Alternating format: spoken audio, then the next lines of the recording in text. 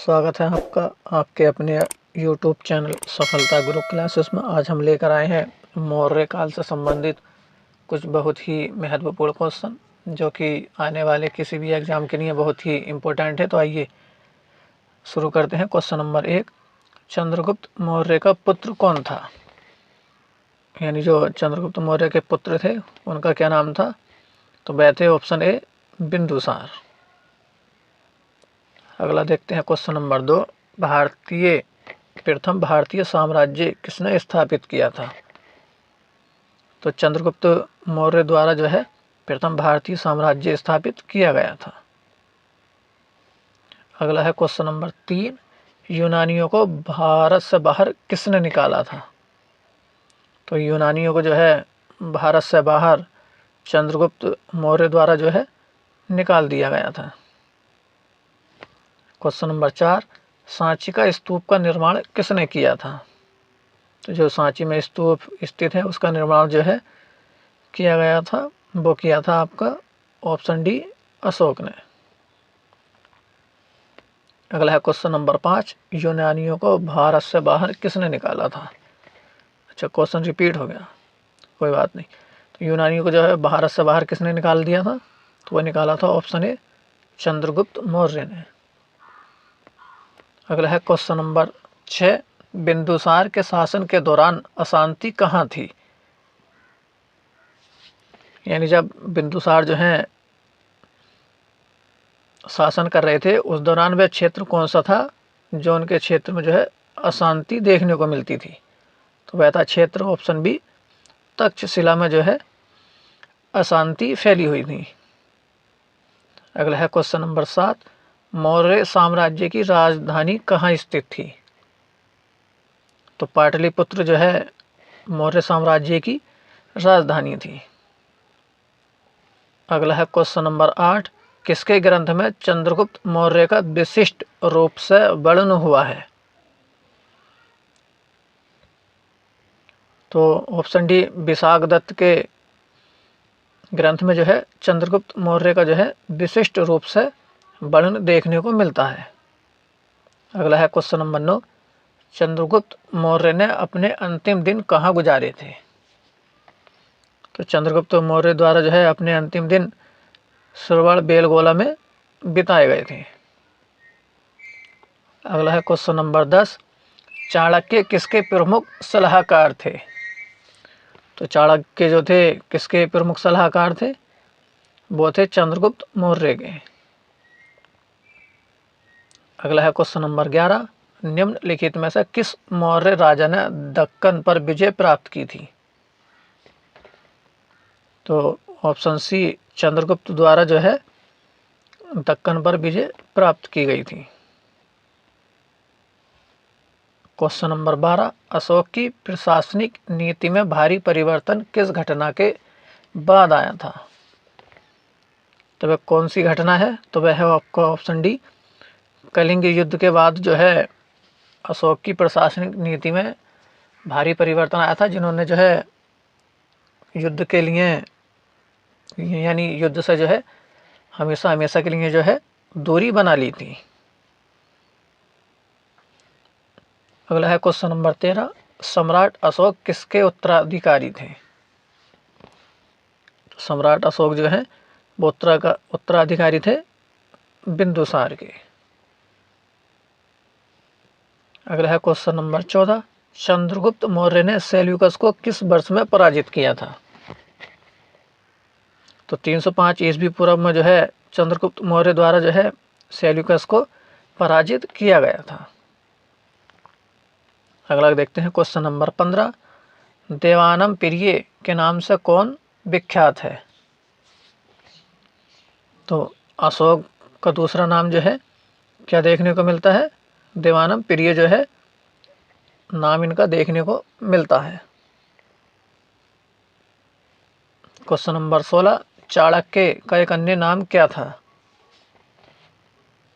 चाणक्य का दूसरा नाम क्या था? वो था ऑप्शन डी विष्णुगुप्त। अगला देखते हैं क्वेश्चन नंबर 17, मेगास्थनीज कौन था? तो मेगास्थनीज जो थे वो थे चंद्रगुप्त मौर्य की राज्यसभा में यूनानी राजदूत। तो यहाँ पर ऑप्शन ए जो है सही हो जाएगा। क्वेश्चन नंबर 18, इंडिका किसने लिखी है? तो जो इंडिका लिखी गई है वो लिखी गई है मेगास्थनीज द्वारा। अगला है क्वेश्चन नंबर 19, मौर्य वंश का अंतिम सम्राट कौन था? तो मौर्य वंश का जो अंतिम सम्राट था वो था आपका बृहद्रथ जो थे मौर्य साम्राज्य के अंतिम सम्राट थे। क्वेश्चन नंबर 20, मेगास्थनीज किसका दूत था? तो मेगास्थनीज जो थे किसके दूत के रूप में आए थे? तो वह थे ऑप्शन डी सेल्यूकस का। सेल्यूकस ने जो है मेगास्थनीज को दूत बनाकर मौर्य साम्राज्य में भेजा था। क्वेश्चन नंबर 21, अशोक ने किस बौद्ध साधु से प्रभावित होकर बौद्ध धर्म अपनाया था? तो अशोक ने जो है उपगुप्त से प्रभावित होकर जो है बौद्ध धर्म अपना लिया था। अगला है क्वेश्चन नंबर 22, किस वंश ने मौर्य वंश की जगह ली थी? यानी मौर्य वंश के पतन के बाद जो है कौन से वंश आया था? तब यह था आपका ऑप्शन बी शुंग वंश। मौर्य साम्राज्य के बाद जो है शुंग वंश के शासकों ने जो था शासन किया था। क्वेश्चन नंबर 23, चंद्रगुप्त मौर्य का पुत्र कौन था? तो चंद्रगुप्त मौर्य का पुत्र कौन था? वो था आपका option C Bindusara. Question number 24, Chandragupta Maurya का प्रसिद्ध गुरु चाणक्य निम्नलिखित में से किस विद्या केंद्र से संबंधित थे? जो चंद्रगुप्त मौर्य के गुरु थे चाणक्य, वो किस विद्या केंद्र से जो है संबंधित थे? तो वो थे आपका ऑप्शन डी तक्षशिला से संबंधित थे। क्वेश्चन नंबर 25, कौटिल्य द्वारा रचित प्रसिद्ध पुस्तक कौन सी है? तो अर्थशास्त्र जो है कौटिल्य द्वारा रचित एक पुस्तक है। क्वेश्चन नंबर 26, किस मौर्य शासक को अमित्रघात के नाम से भी जाना जाता है? तो वह आपके ऑप्शन बी बिंदुसार को जो है अमित्रघात के नाम से भी जाना जाता है। क्वेश्चन नंबर 27, कलिंग युद्ध किस वर्ष में हुआ था? तो अशोक द्वारा जो है कलिंग युद्ध किस वर्ष में लड़ा गया था? वह हुआ था 261 BC में। क्वेश्चन नंबर 28, अशोक के शिलालेख पर किस लिपि का प्रयोग किया गया था? तो जो अशोक के शिलालेख मिले हैं उनमें ज़्यादातर किस लिपि का प्रयोग किया गया था? तो वह किया गया था ब्राह्मी लिपि का। ऑप्शन डी जो है सही हो जाएगा। क्वेश्चन नंबर 29, अपने शिलालेखों में अशोक सामान्यतः किस नाम से जाने जाते हैं? जो अशोक के शिलालेख हैं उनमें जो है अशोक को सामान्यतः किस नाम से जाना जाता है? तो वह जाना जाता है ऑप्शन ए प्रियदर्शी के नाम से जाना जाता है। क्वेश्चन नंबर 30, मौर्य काल के दौरान शिक्षा का सबसे प्रसिद्ध केंद्र निम्न में से कौन सा था? तो मौर्य साम्राज्य के दौरान जो है शिक्षा का सबसे प्रसिद्ध केंद्र था वो था तक्षशिला। क्वेश्चन नंबर 31, बिंदुसार किसका पुत्र था?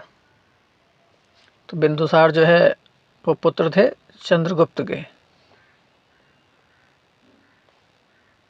अगला है क्वेश्चन नंबर 32, अशोक की धम्म नीति का मुख्य सिद्धांत क्या था?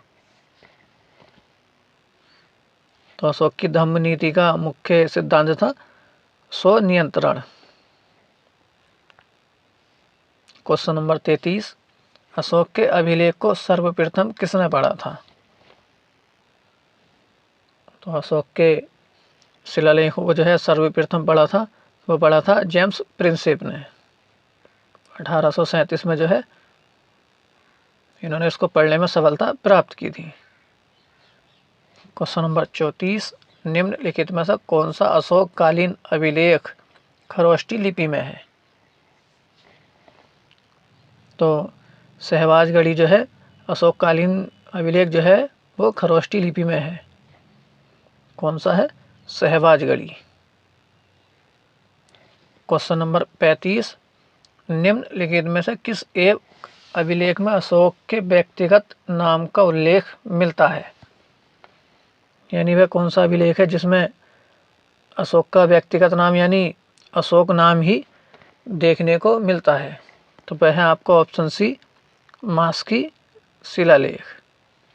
मास्की शिलालेख में जो है अशोक का नाम अशोक ही देखने को मिलता है।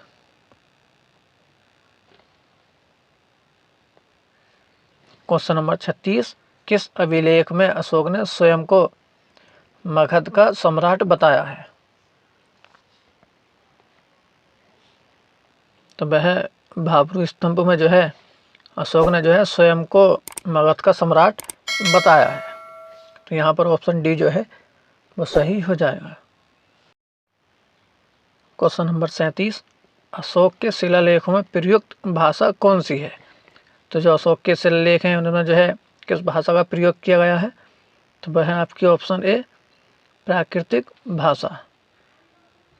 क्वेश्चन नंबर 38, मौर्य वंश के शासन के दौरान स्थानिक कौन था? यानी मौर्य वंश में जो है स्थानिक जो है किसे कहा जाता था? तो वो कहा जाता था जिला प्रशासक को। क्वेश्चन नंबर 39, यूनानी लेखक जस्टिन द्वारा किसे सेंड्रोकोटस कहा गया था? तो सेंड्रोकोटस जो है किसे कहा गया था? वो किया गया था चंद्रगुप्त मौर्य को जो है सेंड्रोकोटस कहा गया था। किसके द्वारा कहा गया था? वो कहा गया था यूनानी लेखक से जस्टिन। अगला है क्वेश्चन नंबर 40, कौटिल्य के अर्थशास्त्र में किस पहलू पर प्रकाश डाला गया है? तो जो कौटिल्य का अर्थशास्त्र है वो किस विषय से संबंधित है? वो है राजनीतिक नीतियों से संबंधित है। क्वेश्चन नंबर 41, किसके शासनकाल में डाइमेकस भारत आया था? तो जो डाइमेकस भारत आया था वो किसके शासनकाल में आया था? वो आया था बिंदुसार के शासनकाल में। क्वेश्चन नंबर 42, निम्नलिखित में कौन सबसे पुराना राजवंश है? तो निम्नलिखित में से जो है सबसे पुराना राजवंश है वो है मौर्य राजवंश। क्वेश्चन नंबर 43, बिंदुसार के दरबार में कौन राजदूत था? तो बिंदुसार के दरबार में जो थे राजदूत थे वो थे डाइमेकस। क्वेश्चन नंबर 44, मौर्य काल में निम्न में से कौन सी मुद्रा प्रचलन में थी? तो मौर्य काल में जो है कौन सी मुद्रा प्रचलन में थी? वो थी पढ़। जो मौर्य काल में मुद्रा प्रचलित थी उसे जो है पढ़ नाम से जाना जाता था। क्वेश्चन नंबर 45, अशोक के अभिलेखों की रचना में कितनी लिपियों का प्रयोग किया गया था? तो अशोक के अभिलेखों में जो है कुल 4 लिपियों का प्रयोग किया गया था।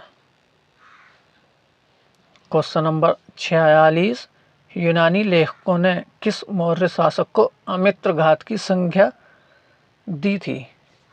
तो अमित्रघात के नाम से जो है किसे जाना जाता था? बिंदुसार को।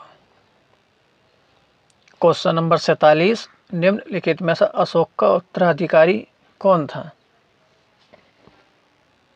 तो कुणाल जो है अशोक के उत्तराधिकारी थे।